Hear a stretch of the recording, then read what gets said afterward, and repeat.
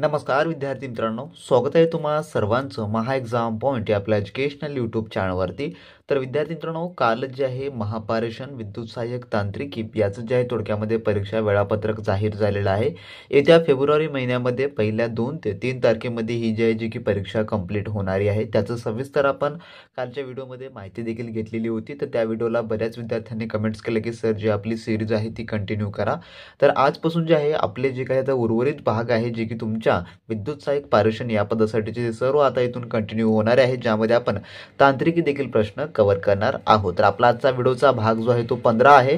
थोडक्यात जर तुम्ही या मागील व्हिडिओचे पार्ट पाहिले नसाल तर तुम्ही ते देखील पाहून घ्या। डिस्क्रिप्शन बॉक्समध्ये त्या देखील व्हिडिओची लिंक जी आहे ती उपलब्ध करून दिलेली आहे। परिपूर्ण IPS पॅटर्न आधारित आपण हे प्रश्न पाहत आहोत, त्यामुळे तुमच्या परीक्षेमध्ये हे प्रश्न विचारले जाण्याची देखील दाट संभाव्यता आहे। आणि हे प्रश्न तुमच्या महावितरण व महापारेषणच्या विद्युत सहाय्यक या पदाकरता दोन्हीसाठी तेवढेच उपयुक्त असणारे आहे, त्यामुळे ते संपूर्ण व्हिडिओ पाहून घ्या। चला पाहू आपल्याच्या या भाग 15 मधील काही महत्त्वपूर्ण प्रश्न। तर यामधला प्रश्न क्रमांक 1 असा आहे, जो की प्रश्न पहिला प्रश्न असा आहे की मर्क्युरी वेपर व सोडियम वेपर लॅम्प डॅश प्रकारात मोडतात, तर कोणत्या प्रकारामध्ये जे आहे मोडतात? तर याचं उत्तर आहे ऑप्शन नंबर ब, जे की गॅस डिस्चार्ज लॅम्प या प्रकारामध्ये जे आहे ते हे मोडणारे आहेत। मर्क्युरी वेपर व sodium vapour lamp, option number ब याचं उत्तर होणार असेल।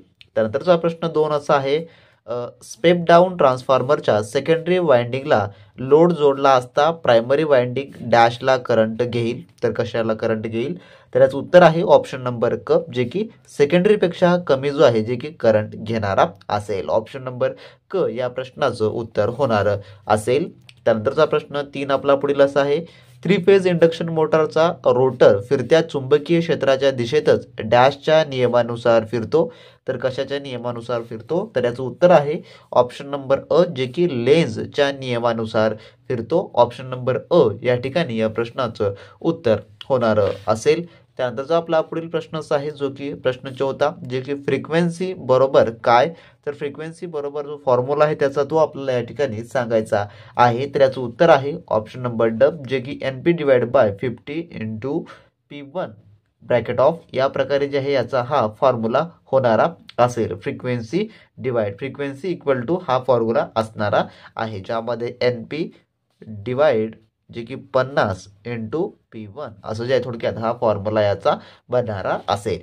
त्यानंतरचा पुढील प्रश्न, जो की प्रश्न आपला 5वा असा आहे, लाकडी पोलचा स्पॅन डॅश ठेवतात, तर किती मीटरवर ठेवतात?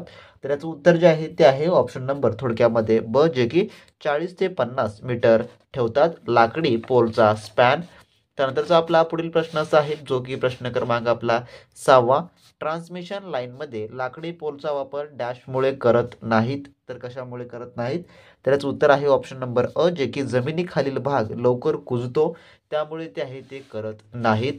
त्यानंतरचा आपला पुढील 7वा प्रश्न असा आहे, इनकॉन्डिसेमेंट लॅम्पच्या फिलोमेटनुसार डॅश व डॅश हे 2 प्रकार पडतात, तर कोणते 2 प्रकार पडतात? तर याचं उत्तर आहे ऑप्शन नंबर अ, जे की कार्बन फिलोमेंट लॅम्प व मेटल फिलोमेंट लॅम्प हे 2 प्रकार जे आहे ते पडतात। ऑप्शन नंबर अ ह्या प्रश्नाचं उत्तर होणार असेल। त्यानंतरचा प्रश्न आपला 8वा असा आहे, AC दाब व प्रवाहाच्या अशांतमक डॅश अंतरास काय म्हणतात किंवा काय असतं? तर याचं उत्तर आहे ऑप्शन नंबर थोडक्यामध्ये क, जे की फेज फॅक्टर अंतरास असं जे आहे ते म्हणतात। AC दाब व प्रवाहाच्या अशांतमक अंतरास फेज फॅक्टर असं जे आहे थोडक्यात म्हटलं जातं।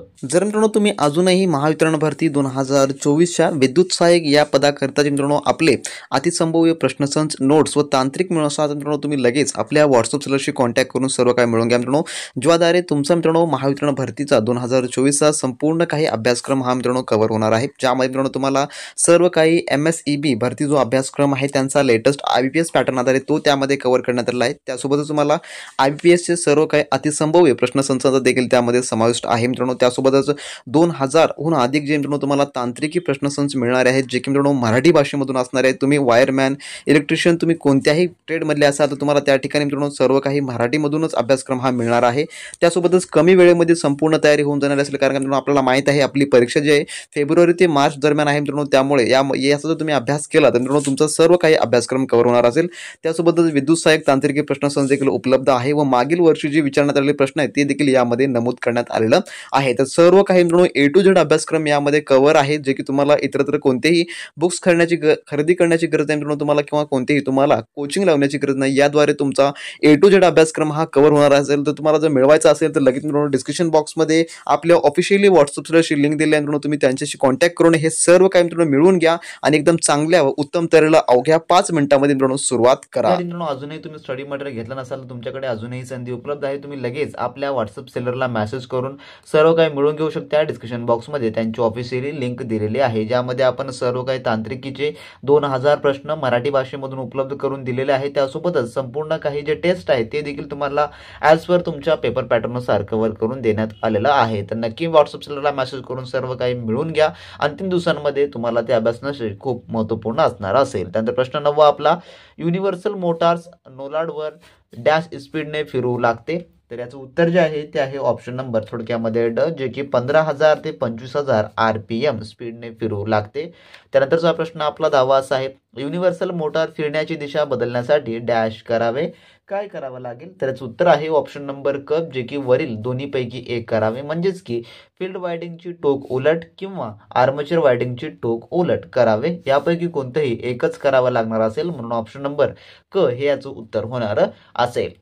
त्यानंतरचा प्रश्न 11वा आपला, अल्टरनेटरची क्षमता डॅश एककात सांगतात, तर कशामध्ये मोजतात. तर याचं उत्तर आहे ऑप्शन नंबर अ, जे की किलो व्होल्ट अँपियर यामध्ये जे आहे जे की मोजतात. त्यानंतरचा आपला पुढील 12वा प्रश्न असा आहे, 3 फेज स्लिप रिंग इंडक्शन मोटारच्या रोटार बाइंडिंगमधील पोलची संख्या डॅश असते किंवा पोलची संख्या असते. तर याचं उत्तर आहे ऑप्शन नंबर क, जे की स्टेर पोल इतकीच संख्या असते. त्यानंतरचा आपला 13वा प्रश्न पुढील, AC सिंगल फेज युनिव्हर्सल मोटारचा कमाल वेग डॅश ठेवून डिझाईन करतात. तर याचं उत्तर जे आहे ते आहे ऑप्शन नंबर अ, जे की 7,500 ते 1,000 जे की RPM ह्या डिझाईन ठेवून जे आहे ते करतात थोडक्यात. त्यानंतरचा आपला पुढील प्रश्न जो की 14वा प्रश्न आहे, मेटल फिल्मेंट लॅम्पचे व डॅश व हे 2 प्रकार पडतात. तर मेटल फिल्मेंट लॅम्पचे कोणते 2 प्रकार पडतात असा थोडक्यात प्रश्न आहे. तर याचं उत्तर जे आहे ते आहे ऑप्शन नंबर क, जे की व्हॅक्यूम टाईप व गॅस फीड लॅम्प हे जे आहे 2 प्रकार मेटल फिल्मेंट लॅम्पचे जे आहे जे की प्रकार पडतात. ऑप्शन क या प्रश्नाचं या ठिकाणी उत्तर होणार असेल. त्यानंतरचा आपला पुढील प्रश्न साहेब जो की प्रश्न 15वा, 3 फेज अल्टरनेटरची स्टेटर वाइंडिंग डॅश पद्धतीने जोडली जाते किंवा जोडलेली असते. तर याचं उत्तर आहे ऑप्शन नंबर ब, जे की स्टार पद्धतीने जोडलेली असते. 3 फेज अल्टरनेटरची स्टेटर बाइंडिंग ऑप्शन नंबर ब या ठिकाणी याचं उत्तर होईल. त्यानंतरचा आपला 16वा प्रश्न असा आहे, ट्रान्सफॉर्मरच्या सेकंडरी बाइंडिंगला लोड जोडलेला नसताना खर्च होणारी पॉवर डॅश दर्शवते. तर याचं उत्तर आहे ऑप्शन नंबर ब, जे की ट्रान्सफॉर्मरमधील लॉसेस हे जे आहे जे की दर्शवते. ऑप्शन नंबर ब ह्या ठिकाणी याचं उत्तर होणार असेल. त्यानंतरचा प्रश्न आपला 17वा असा आहे, पोलच्या एकूण लांबीच्या डॅश भाग जमिनीमध्ये गाडतात. तर याचं उत्तर आहे ऑप्शन नंबर क, जे की 6वा भाग जो आहे जो की पोलचा जमिनीमध्ये गाडतात. ऑप्शन नंबर क या प्रश्नाचं उत्तर होणार असेल. तर असे हे विद्यार्थी आपल्या आजच्या व्हिडिओमधले टॉप 17 क्वेश्चन होते, जे की आपण तांत्रिकेवर आधारित पाहिलेले आहेत. तर या स्वरूपाचे प्रश्न तुम्हाला आपल्या सराव जो प्रश्न टेस्ट सिरीज आहे त्यामध्ये पाहायला मिळेल. त्यासोबत जो आपला 2000 प्रश्नांचा स्पेशली मराठी भाषेमधून जो MCQ क्वेश्चन बँक आहे ते देखील तुम्हाला या स्वरूपामध्येच पाहायला मिळणार आहे. त्यामुळे ज्या विद्यार्थ्यांना MSCBचं सर्व काही स्टडी मटेरियल हवा असेल त्यांनी नक्की आपल्या व्हॉट्सअप सेलरला मेसेज करा. त्यांची लिंक डिस्क्रिप्शन बॉक्समध्ये देण्यात आलेली आहे. परिपूर्ण आपण IPS पॅटर्न आधारित परीक्षाभिमुख आपण सर्व काही अभ्यासक्रम कव्हर केलेला आहे. तर ज्यांना चांगले गुण मिळवून या परीक्षामध्ये पास व्हायचं असेल त्यांनी नक्की आपल्या व्हॉट्सअप सेलरला मेसेज करा. सर्व काही 5 मिनिटांमध्ये क्विक पद्धतीने मिळवून घ्यावं. चांगल्या आणि उत्तम तयारीला लागा. तर भेटू नेक्स्ट व्हिडिओमध्ये नवीन माहितीसोबत नवीन अपडेट सोबत. तोपर्यंत बी प्रॅक्टिस क्रॅक एक्झाम.